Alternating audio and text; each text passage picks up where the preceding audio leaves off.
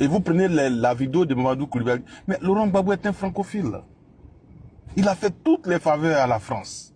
Mais nos amis vont venir nous dire non, il est panafricaniste, c'est lui qui est venu pour lutter contre la France. Tu sais, Consi, tu as posé une question qui est essentielle.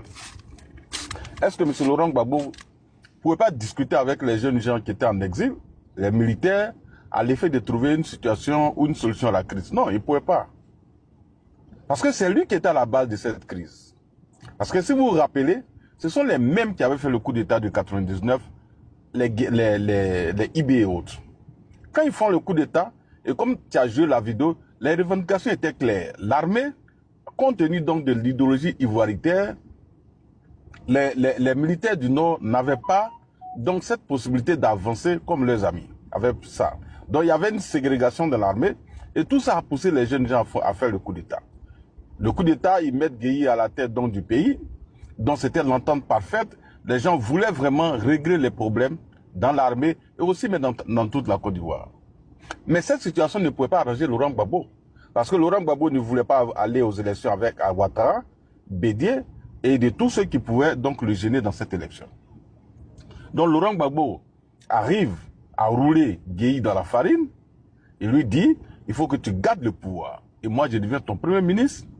Et il arrive à monter le général Robert Gueye contre les IB, c'est-à-dire tous ceux qui étaient du Nord, tels que vous vous rappelez, le général Palinfo, le général Aboulaye Koulibaly.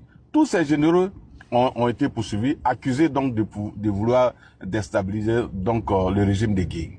Donc Laurent Gbagbo réussit à monter Gueye contre ceux qui ont fait le coup d'État, comme on a pour le mettre à la tête du pays. Et vous vous rappelez, il y a un qui s'appelait La Grenade.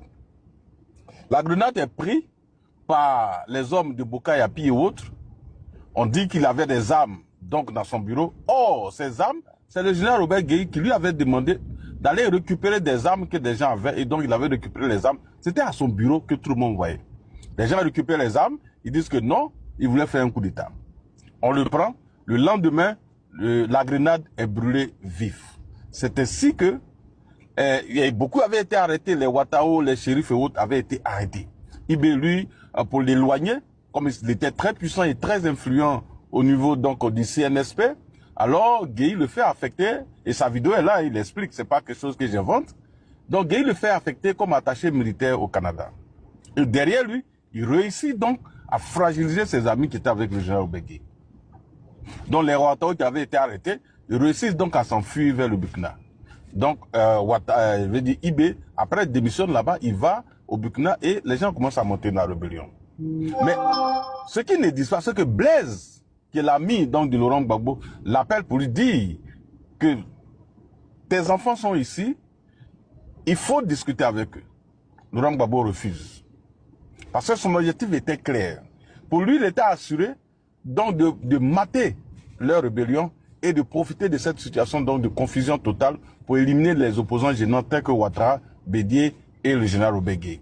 Donc quand la rébellion éclate, je ne vais pas être long, voilà pourquoi dès les premières heures, ils accusent le général Robert Gueye, ils réussissent à l'éliminer. Après avoir éliminé Gueye, ils foncent tout droit vers le domicile d'Alassane Ouattara pour tenter de l'éliminer. En temps, Bédié avait réussi à fuir vers l'ambassadeur, la résidence de l'ambassadeur de France. Donc, pour faire court, M. Laurent Gbagbo, son objectif n'était pas de régler, non. C'est lui qui avait créé le problème. Et son objectif, c'était de vraiment pacifier, selon ses propres termes, donc éliminer toutes ces personnes et diriger le pays pendant 40 ans. Voilà l'objectif pour lequel les gens, donc, n'ont pas tenté de régler cette situation. Sinon, tout le monde savait, lui-même il savait, il disait à tout le monde qu'il voyait le dos du nageur, il savait, et il avait dit à la France, voilà pourquoi tu as joué la vidéo, avant même les attaques, il avait déjà averti la France. Donc si lui ne savait pas, comment il a réussi à dire à la France que les gens se préparaient au Burkina? Donc il avait averti tout le monde, dans l'espoir de pouvoir mater, et quand il va éliminer tout cela, après il va leur dire, mais je vous ai dit que les gens se préparaient au Burkina, alors moi je me suis préparé pour vraiment pacifier le pays et éliminer tout. Il allait avoir raison. Sauf que les armes sur lesquelles il avait compté, les hommes sur lesquels il avait compté, la stratégie qu'ils avaient mise en place, tout ça avait échoué. Voilà pourquoi, avant donc le coup d'État qui était programmé, Laurent Gbagbo va en Italie parce qu'ils avaient toutes les informations. Donc derrière lui, les militaires, les leaders Kwasi allaient profiter pour éliminer tout le monde. Et après, il viendra pour dire non, c'était à mon absence. Et donc, c'était dans une situation de confusion totale. Et donc, les opposants ont été éliminés. Ça passe comme crème et puis c'est terminé. Malheureusement pour lui, sa stratégie n'a pas fonctionné. Et le pays a été coupé en deux. Et donc, pour revenir sur ton sujet, vous voyez, ces gens-là veulent créer une crise dans le pays. Et tout à l'heure, si vous avez remarqué, je suivais attentivement ce que nos amis étaient en train de dire. C'est des gens, ce qui est blanc, ils vont vous faire croire que c'est du noir. Ils ont été formés pour ça. Laurent Gbagbo, dans une élection, est une crise assurée. Parce que Laurent Gbagbo et ses partisans ne vont jamais reconnaître une défaite. Avant même donc que les élections finissent, ils vont dire qu'ils ont déjà gagné. Ou bien, ils vont dire dans le Nord, on les a empêchés de voter, ils vont créer une crise. Voilà l'objectif. Et donc, le président de la République n'est pas bête pour mettre Laurent Gbagbo dans une élection pour créer une crise. Non, ce n'est pas possible. On préfère qu'il crée une crise préélectorale, qu'il soit dans une élection pour créer une crise post-électorale. La crise préélectorale, on peut la maîtriser. Mais en pleine élection, s'il y a une crise, ça crée beaucoup plus de problèmes. Ou la proclamation des résultats, comme ça s'est passé en 2010, s'il y a un problème, mais le pays va dans tous les sens. Donc, il est mieux que Laurent Gbagbo reste dans sa situation, il ne sera pas candidat, le PPACI n'ira pas aux élections, mais on ira aux élections avec tous ceux qui veulent aller aux élections, tel que le PDCI de M. Thiam. Et donc voilà un peu, de façon globale, ce que je voulais expliquer, mais les gars, il ne faut rien espérer d'eux. Alors là, je vous demande de ne rien espérer de ceux-là, parce qu'ils ne sont même pas prêts à reconnaître quoi que ce soit. Vous voyez, en 2010, Laurent Gbagbo qui gagne 38% au premier tour, Alassane Ouattara à 32%. C'est environ 5% qui séparaient les deux candidats. Le BD à 25%. BD appelle ses militants à voter Alassane Ouattara.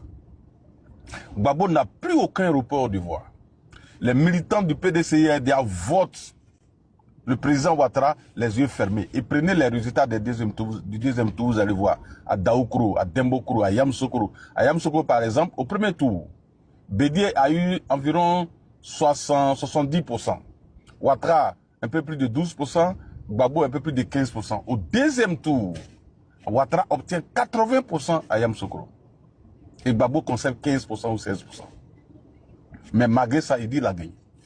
Les mêmes scores que Ouattara a eu au nord au premier tour sont ceux qu'il a obtenus au deuxième tour. Mais malgré ça, il dit non, au nord, il y a eu tricherie, ils ont bourré les unes. Comment dans le fief de quelqu'un? C'est là-bas il va aller tricher. Alors qu'au premier tour, vous prenez les résultats. Ouattara a fait autour de 90%. Au deuxième tour, c'est les mêmes 90% qu'il a eu. Mais ils ont accepté les résultats du nord du premier tour, mais au deuxième tour, ils disent non, qu'il a triché. C'est-à-dire souvent, il faut les écouter pour voir à quel niveau ces gens-là sont animaux de mauvaise foi. Ils ne sont pas prêts pour que la Côte d'Ivoire soit en paix. Et ça, Constant, il a dit, c'est-à-dire il ne faut pas que ces gens-là entraînent notre pays encore dans une crise. Parce que leur objectif, c'est de créer une crise dans notre pays. Est-ce que les jeunes sont prêts encore à courir pour sauver leur vie? Est-ce que nos parents de l'Ouest, donc qui ont connu cette terrible crise où les gens sont morts, où Laurent Gbagbo va là-bas et dit non, vous n'êtes pas mort à cause de la crise, vous êtes mort pour vos terres. Comme si c'est aujourd'hui, ou bien c'est en 2010, 2011, que les terres au niveau de l'Ouest de la Côte d'Ivoire ont existé. Ils ont armé les jeunes gens là-bas. Ils les ont poussés donc à commettre des erreurs. Et ils sont prêts à le faire. Et moi, voilà pourquoi je suis sur les panels, pour conscientiser la jeunesse. Nous, au moins, on a la chance d'être à l'extérieur du pays. Même là encore, on a nos parents là-bas. On a nos frères là-bas, on a nos cousins, on a nos neveux, nos nièces là-bas. Est-ce que, s'il y a une crise en Côte d'Ivoire, nous qui sommes à l'extérieur, même si nous ne sommes pas au pays, est-ce que nous serions tranquilles? Non. Donc, merci à vous d'organiser les panels pour vraiment appeler la jeunesse à une prise de conscience, à une prise de responsabilité. Parce qu'aujourd'hui, ce qui doit les préoccuper, c'est qui va leur apporter le bonheur, qui a des projets structurants pour eux, qui va créer des emplois pour nos jeunes. Voilà ce qui doit être la préoccupation des jeunes et non les questions de candidature de Laurent Gbagbo. Gbagbo a 80 ans, il a été président de la République de Côte d'Ivoire, il n'a plus d'avenir à chercher. C'est vous qui avez votre avenir en main. Donc n'acceptez pas que des gens vous traîne dans des situations difficiles et vous mène dans tous les sens et en ballottage défavorable. Il faut arrêter ça. Il faut arrêter d'aller à des aventures qui vont vous conduire à des situations difficiles. Aujourd'hui, Laurent Gbagbo, là, il ne va plus connaître la galère. Lui et sa famille. Stéphane Kipé n'a jamais travaillé dans sa vie. Mais c'est lui qui est capable d'aller donner 10 millions cash en offrande à l'église.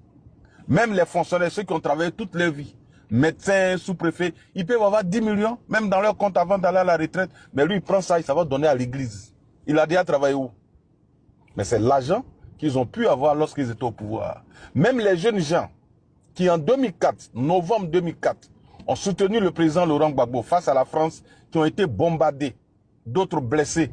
Mais il n'a même pas, non seulement quelqu'un qui veut combattre la France, une armée étrangère qui vient, qui tue ta jeunesse, pour rien, et qui cherche à protéger les nations du pays. Il n'est même pas capable de porter plainte contre la France. Ne serait-ce que pour une question de formalisme, il n'a pas fait. Alors que Mamadou Koulibaly lui a demandé de porter plainte. Il a refusé de porter plainte. Il n'a même pas indemnisé ces jeunes. Et j'ai vu une vidéo tout dernièrement, un monsieur qui est déjà devenu grand, mais qui porte encore les séquelles donc de cette crise, qui demande que l'État de Côte d'Ivoire leur vienne en aide. Et c'est ce monsieur-là que vous allez encore suivre pour perdre votre avenir pour rien. Pour quelle raison? Attends, soyez sérieux. Quand il a quitté la CPI, il est venu. On lui a donné près de 3 milliards pour ses rentes viagères. A-t-il donné un rond à quelqu'un aujourd'hui? Je pense qu'ils ont lancé une cotisation pour financer leurs activités. Pourtant, il a assis sur plus de 3 milliards. Et vous, les jeunes, vous ne prenez pas conscience. Moi, j'ai toujours dit aux gens, n'allez pas mourir pour Alassane Ouattara, n'allez pas mourir pour Laurent Gbagbo, et Bombédier, il est déjà parti. Exigez de vos hommes politiques et de vos leaders qui vous proposent des solutions pour votre avenir. Et non aller à des aventures qui vont vous conduire à la mort. C'est terminé. Faut masquer les mots, pardon. Comment? Faut masquer les mots, les mots. Ah, ok, pardon. Donc, je suis là pour dire, vous devez exiger du bonheur, comme des occasions que vous avez vécues en février 2024 où on a remporté la Coupe de la Côte d'Ivoire était en joie. C'est des occasions comme ça que vous devez exiger. Et non des crépitements de balles où vous allez courir pour sauver vos vies. Ce n'est pas intéressant. Et